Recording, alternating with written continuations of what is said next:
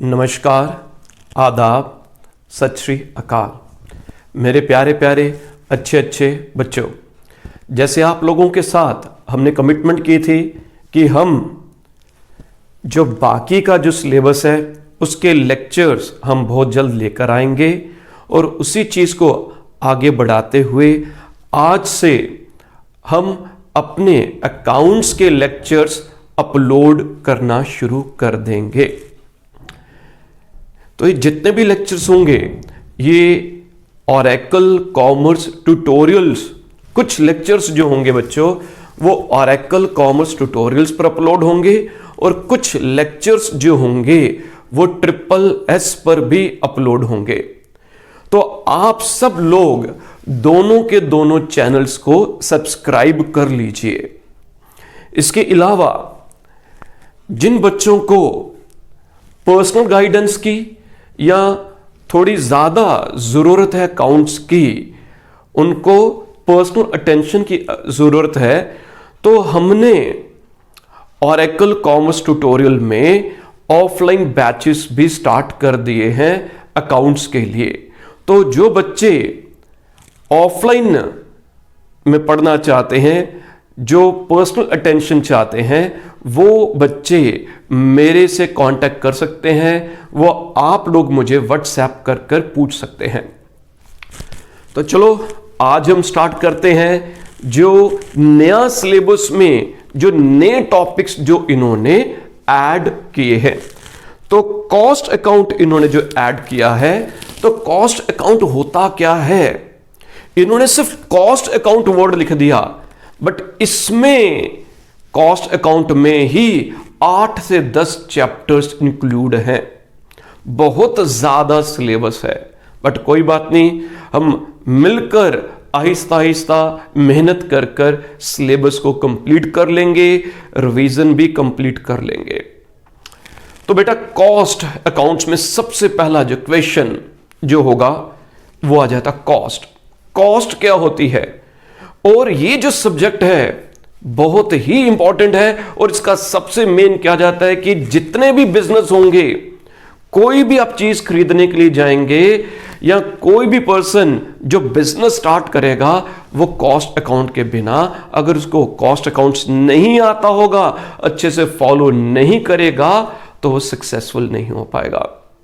अब जैसे मैंने ऑफलाइन बैचेस स्टार्ट किए हैं, तो मेरे को ढेर सारे phone calls, messages WhatsApp Telegram पर आए और हर एक बच्चे का जो सबसे पहला जो क्वेश्चन है वो क्या क्वेश्चन है? सर बताइए फीस क्या होगी? मैंने उन सब बच्चों को क्या कहा कि बेटा थोड़ा सा वेट कर लीजिए, मुझे यह देखने दीजिए कि मैं इसके कितने लेक्चर्स बनेंगे, इसमें मेरा कितनी मेहनत लगेगी, मेरी कितनी कॉस्ट इनकर होगी। जितनी मेरी कॉस्ट इनकर होगी मैं उसी हिसाब से आपको फीस कोट कर पाऊंगा। अब जैसे एग्जांपल के तौर पर मैं ये पेन बना रहा हूं, ये मार्कर बना रहा हूं, ठीक है। मार्कर मार्केट में भी बहुत से अवेलेबल हैं। 30 रुपीज कलेक्टेड भी इसकी सेलिंग प्राइस है। कितनी सेलिंग प्राइस है इसकी? 30 रुपीज। और अगर मैं मार्कर बनाना शुरू करता हूं, मैं इसकी फैक्ट्री सेटअप करता हूं, अगर बाकी लोगों ने 30 रुपए का बेच रहे हैं तो मैं भी 30 के आसपास का ही बेच पाऊंगा। अगर मैं मार्कर ये 50 रुपए का कर देता हूं तो क्या कोई मेरे से मार्कर खरीदेगा? वो बोलेगा कि भाई सेम मार्कर मार्केट में 30 रुपीज का मिलता है, तो मेरे को प्राइस कहां पर फिक्स करनी होगी? मेरे को जो सेलिंग प्राइस फिक्स करनी होगी वो 30 रुपीज के आसपास ही फिक्स करनी होगी। और इसका मतलब ये आ गया कि जो मेरी सेलिंग प्राइस होगी, जो मेरी कॉस्ट प्राइस, बेटा जो मेरी कॉस्ट प्राइस होगी, इट शुड नॉट एक्सीड ₹30। अगर मैंने पेन बनाया, ये 30 रुपए का पेन मेरे को घर पर पड़ता है, अगर इस पेन की लागत का मतलब होता है कॉस्ट का मतलब क्या होगा? लागत, किसी प्रोडक्ट को बनाने की लागत क्या आई। अगर इसकी लागत 30 रुपए से ज्यादा आ गई और मैं 30 रुपए का बेच रहा हूं तो मेरा बिजनेस डूब जाएगा, बंद हो जाएगा, क्योंकि मैं लॉस पर पेन बेच रहा हूं। तो सबसे पहला काम कोई भी बिजनेस सेटअप जब हम करते हैं, प्रोडक्ट बनाते हैं, तो हमें यह देखना है कि जो प्रोडक्ट हम बना रहे हैं, इस प्रोडक्ट को बनाने में हमारी कितनी कॉस्ट आ रही है, और कॉस्ट को ध्यान में रखते हुए ही हम उसकी सेलिंग प्राइस फिक्स कर सकते हैं। अगर मेरी कॉस्ट 28 रुपीज है तो मैं इसे महंगे रेट पर, प्रॉफिट भी तो कमाना है ना। बिजनेस किसके लिए किया जाता है? प्रॉफिट के लिए किया जाता है। अगर इसकी कीमत ही 32 पड़ेगी तो मैं इसे 30 रुपीज में नहीं बेच सकता। तो कॉस्ट का मतलब क्या जाता है कि किसी भी प्रोडक्ट को बनाने की लागत। अब पढ़ते हैं यहां पर क्या लिखा, it means the amount of expenditure actual और नोशनल। नोशनल वर्ड हम आगे भी पढ़ेंगे। नोशनल का मतलब क्या जाता है कि एक्चुअल में पे नहीं किया। मैं अपना कोचिंग सेंटर चला रहा हूं, अगर मैं अपने घर से पढ़ाता हूं, मेरा कोचिंग सेंटर घर पर है, तो मैं किराया पे नहीं कर रहा। और कोई और ABCD कोई पर्सन है, वो किराए की बिल्डिंग पर पढ़ा रहा है, ठीक है। अगर मैं भी किराए पर, हमें लास्ट में अगर बाद में ये चेक करना है कि किसने ज्यादा प्रॉफिट अर्न किया, किसने ज्यादा पैसा कमाया, तो मैं अपने आप को जो दूसरा ABC के साथ कंपेयर अगर करना है, तो मैं ये देखूंगा कि अगर मैं भी किराए की बिल्डिंग पर पढ़ाता तो इन दैट केस मेरे को किराया पे करना था, एक्चुअल में पे नहीं किया। तो अगर किराया पे करता तो मेरा प्रॉफिट क्या होगा, इसको थोड़ा सा डिटेल में, लेट इट बी A और B। A मैं आ गया, मैं और एक और पर्सन जो है वो कोचिंग सेंटर चला रहे हैं। मेरा प्रॉफिट जो आ रहा है बेटा, मेरा प्रॉफिट आ रहा है 1,20,000 और जो दूसरा पर्सन है उसका प्रॉफिट आ रहा है 1 लाख। तो मैं तो भाई बड़ा खुश हो गया। मैं किस वजह से खुश हो गया कि मेरा प्रॉफिट ज्यादा है और दूसरे पर्सन का प्रॉफिट कम है। मगर जो दूसरा पर्सन है वो किराए की बिल्डिंग पे काम कर रहा है और वो 40,000 रुपीज किराया पे करने के बाद 1 लाख रुपया कमा रहा है। अगर मैं भी किराए की बिल्डिंग पर काम करता तो मेरे को कितना रेंट देना था? 40,000। मेरा प्रॉफिट कितना था? 1,20,000। तो 1,20,000 में से अगर मैं 40,000 माइनस करता हूं, 1,20,000 में से 40,000 माइनस करता हूं, तो मेरा प्रॉफिट कितना बन जाएगा? It would have been ₹80,000। तो इन दैट केस मैं 80,000 कमा रहा हूं और जो दूसरा मेरा कंपटीटर है वो 1 लाख कमा रहा है। तो एक्चुअल प्रॉफिट को देखने के लिए कई बार हम वो कॉस्ट भी माइनस करते हैं जो नोशनल होती है, कंपेयर करने के लिए कि कोचिंग से कितना मैंने कमाया और दूसरे ने कितना कमाया। तो वो होती है नोशनल, जो पे एक्चुअल में नहीं किया गया। तो it means the amount of expenditure actual और नोशनल इनकर्ड ऑन और attributable to a specified thing और एक्टिविटी। तो जो भी प्रोडक्ट बना रहे हैं उस प्रोडक्ट को बनाने पर हमारा कितना खर्चा आया, हमारी कितनी लागत आई, उसे हम कॉस्ट कहते हैं। Next is costing. कॉस्टिंग क्या होती है? कॉस्टिंग को हम बोलेंगे कि टेक्निक है या प्रोसेस है कॉस्ट को असर्टन करने की। इट इज अ टेक्निक और प्रोसेस किस चीज के लिए? To ascertain the cost of a product. किसी भी प्रोडक्ट को कैलकुलेट, उसकी कॉस्ट निकालने के लिए हमारे पास कॉस्टिंग में अलग अलग टेक्निक्स आएंगी, अलग अलग प्रोसेस होंगे जिसके माध्यम से किसी प्रोडक्ट की कॉस्ट को हम फाइंड आउट करेंगे। तो वो जो टेक्निक होगी उसे हम कॉस्टिंग कहते हैं।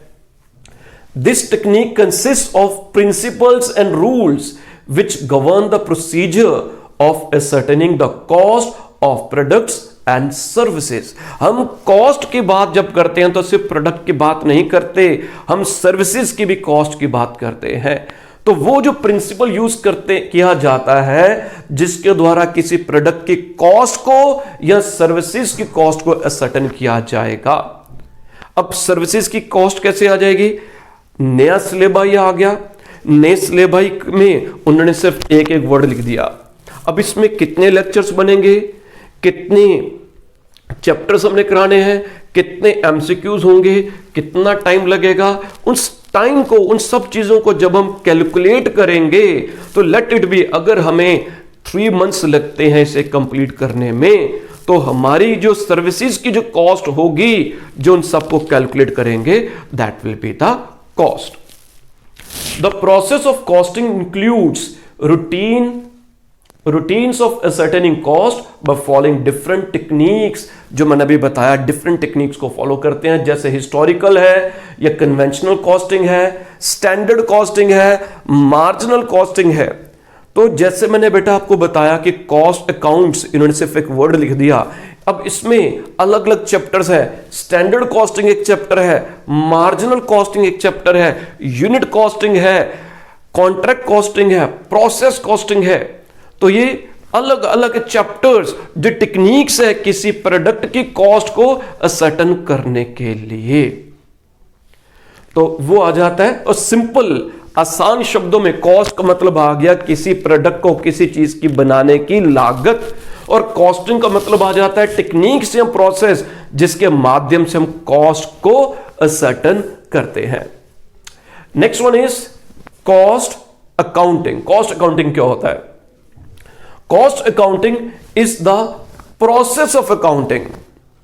ये प्रोसेस ऑफ अकाउंटिंग है जिसके माध्यम it is the process of accounting for cost, जिसके द्वारा हम कॉस्ट की अकाउंटिंग की जाती है।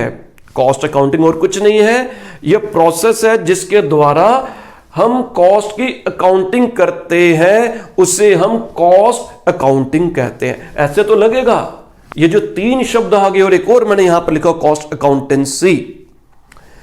अब इनका कंसेप्ट बेसिक समझाने के बाद इन फ्यूचर जब भी मैं आपको कोई चैप्टर, कोई टॉपिक पढ़ाऊंगा, चाहे मैं वर्ड कॉस्टिंग यूज कर दूं, चाहे मैं वर्ड कॉस्ट अकाउंटिंग यूज करूं, चाहे मैं word cost accountancy word use करूं, इन सब को आपने एक ही मतलब समझना है, चाहे वो कॉस्टिंग हो, हर एक को जो हम एक ही जब कैलकुलेशन करेंगे, आगे पढ़ेंगे, एक ही मीनिंग इनका लेकर चलेंगे। तो कॉस्ट अकाउंटिंग क्या होता है? तो जिसके माध्यम से हम जो इसकी कॉस्ट को अकाउंट फॉर करते हैं, रिकॉर्ड करते हैं, तो उसे हम कॉस्ट अकाउंटिंग कहते हैं। अब इसमें बच्चे घबराएंगे, अकाउंटिंग वर्ड आ गया, जैसे हमने फाइनेंशियल अकाउंटिंग पढ़ा था पहले, क्या ये वैसे ही है? क्या इसमें भी हमें लेजर अकाउंट्स बनाने होंगे? हां भाई, इसमें भी हम लेजर अकाउंट्स बनाएंगे, और वो एक चैप्टर होगा इंटीग्रल अकाउंटिंग है, उसमें भी लेजर बनेंगे, बट उसका एक थोड़ा सा आइडिया आपको ज्यादा डिटेल में हम नहीं पढ़ेंगे। तो कॉस्ट अकाउंटिंग क्या आ गया? It is the process of accounting for cost, जिसके द्वारा कॉस्ट को रिकॉर्ड किया जाता है। तो it embraces the accounting procedures relating to recording of all income and expenditure, जिसके द्वारा जितने भी इनकम और एक्सपेंडिचर जो होगा उससे हम अपनी बुक्स ऑफ अकाउंट्स में रिकॉर्ड करेंगे, और रिपोर्ट की जाती है with the objective of ascertaining and controlling cost. Objective क्या आ गया कि जिसके द्वारा हम फ्यूचर में पहले तो कॉस्ट को कैलकुलेट करेंगे, असर्टेन करेंगे, और फ्यूचर में उन कॉस्ट को कंट्रोल करेंगे। जैसे मैंने आपको स्टार्टिंग में बताया कि ये पेन 30 रुपीज का बिकेगा, अगर मेरी अपनी कॉस्ट इसकी 29 आ रही है तो 1 रुपए प्रॉफिट के लिए काम करने का कोई बेनिफिट नहीं है। अगर मेरी कॉस्ट 32 आ रही है, मार्केट में जितने भी प्लेयर्स हैं वो 30 रुपए का बेच रहे हैं, तो इसका मतलब कहीं ना कहीं कुछ गड़बड़ घोटाला है इस पेन को बनाने में, मेरी फैक्ट्री में कहीं ना कहीं हम एक्स्ट्रा कॉस्ट इनकर कर रहे हैं। तो उस कॉस्ट को कैसे रिड्यूस किया जाएगा? तो वो कब होगा? जब हम कॉस्ट को पहले असर्टेन करेंगे, फिर उसको कंट्रोल किया जाएगा। It involves establishment of budgets, standard cost और actual cost of operations, classification, recording and appropriate allocation of expenditure. तो इस शॉर्ट में क्या आ जाएगा, जिसके द्वारा हम कॉस्ट को बुक्स ऑफ अकाउंट्स में रिकॉर्ड करते हैं, उसे हम कॉस्ट अकाउंटिंग कहते हैं। Next one is cost accountancy. Cost accountancy क्या जाता है, इसे हम ये बोलेंगे it is nothing else but costing plus cost accounting. जब कॉस्टिंग और कॉस्ट अकाउंटिंग इन दोनों को जब हम टोटल कर देंगे, कॉस्टिंग प्लस कॉस्ट अकाउंटिंग, तो ये कॉस्ट अकाउंटेंसी बन जाता है। तो इन दोनों को क्लब कर कर कॉस्ट अकाउंटेंसी होगा। It is a application of costing and cost accounting principles, methods and techniques to the science, art and practice of cost control and the ascertainment of profitability, जिसके द्वारा हम कॉस्ट कंट्रोल करेंगे और profit को ascertain करेंगे। It includes the presentation of information derived therefrom for purposes of managerial decision making. हम classification of cost जब future में पढ़ेंगे, नेक्स्ट लेक्चर्स में पढ़ेंगे, तो उसमें कुछ मैनेजरियल कॉस्ट होती हैं, डिसीजन मेकिंग कॉस्ट होती हैं, जिनका यूज किया जाता है फ्यूचर में अपने डिसीजंस लेने के लिए। ठीक है जी।